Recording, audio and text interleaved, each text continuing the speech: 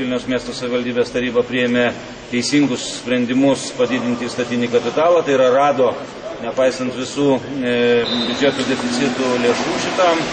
Statybininkai atliko savo darbą ir tą progą noriu padėkoti baseino direktoriui, kuris, mano galva, labai gerai atliko savo darbą, tai yra organizavo visus procesus.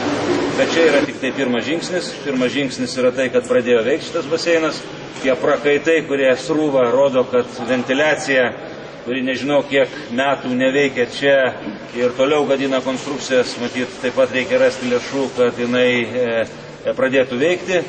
Kitas dalykas dar yra, kad laukia dideli darbai ir marketingo srityje. Šitas baseinas turi duoti daugiau pajamų, negu kad davė jisai anksčiau. Tai yra ir tie vilniečiai, kurie šiandien dar nelanko, galbūt atkreips dėmesį į atnaujinusi savo veiklą Lazdynų baseiną.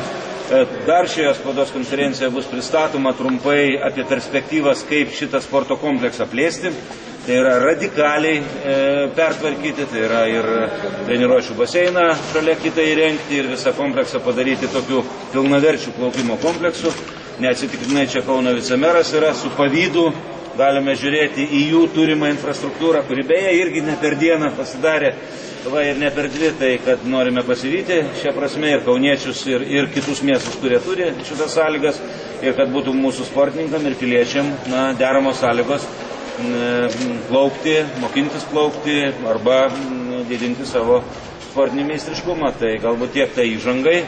O jeigu mes visi kartu pasidžiaugsime apie tai, kad tas baseinas veikia, tai tiek ir žinių čia, sakoma, džiaugsimės, kad tas darbas, kurį atliko administracija, yra įvertintas.